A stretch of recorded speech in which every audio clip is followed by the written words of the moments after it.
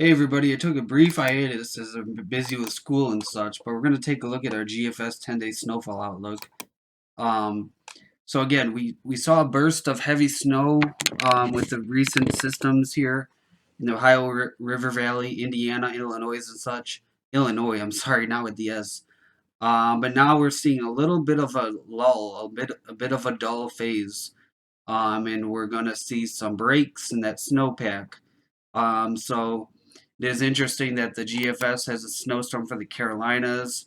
I'm not really buying into this as it's kind of like a stray run. I don't think it'll put too much into that. I'm not going to put too much emphasis on that, I should say.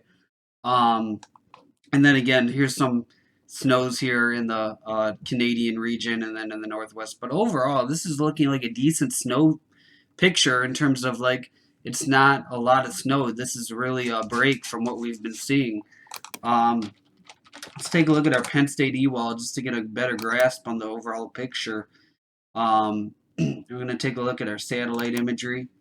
And as you can see here, we have a lot of cloud cover over the northwest, some dry air between right in the Mississippi River Divide, and then again some clouds streaming in the southern Florida region. So um, again, not much going on right now. We do have some snow showers actually that are occurring right over northern Ohio, some lake effect because we are the lakes are not frozen, I don't believe, and we're still getting that potential for lake effect even this late in the year when they should be frozen, January 26th already. So um, let's take a look at our 12Z European model run. So again, we have a big polar vortex right displaced right over Hudson Bay, and that's why it's kind of warm in the USA, relatively speaking. It's because that polar vortex is lodged north of us. So again, we have a vorticity come into the southeast. Come here, buddy. Come here, buddy. By hour 2:16, which should try to deliver some snow there in the Carolinas, and then by hour 2:40, um, again, more of the same, just not really any major snows in the forecast. Um, I do want to look at, let's take a look at our MJO, because again, that's a good factor you want to look at in terms of the overall pattern. Right now, the MJO's pulse is right in the east, right near India, Australia. So they're getting the activity of the MJO in those areas, and then it's more dry towards South America. I believe this is reversed in terms of what it was about a week ago. I believe there's a lot of pulsing in South America the other week.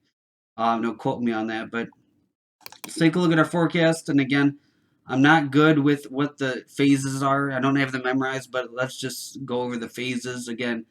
I believe phases 2 and 3 for winter are warm phases, and then it kind of goes into phases 4, and we'll see what happens from there. It could go to phases 5, 6, and 7, or it could kind of go into that little circular igloo kind of thing, as Joe Bastardi calls it. He called it the igloo. Um, but that's what the MJO is doing right now. Let's take a look at our El Nino and La Nina. And let's take a look at our anomalies. Right now we have the La Nina fading away. Look at this right here. Finally getting that La Nina starting to weaken a little bit. So we should have a El Nino by summer is what I think. At least that's what the Jamstack is predicting.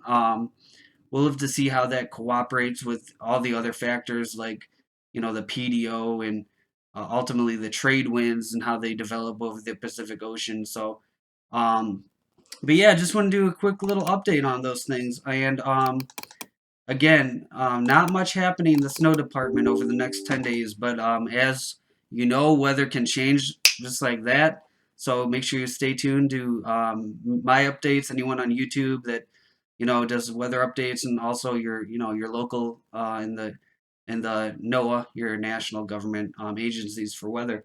In the meantime, guys, thanks for watching. Stay blessed and have a great day or night, wherever whenever you're watching, and peace out.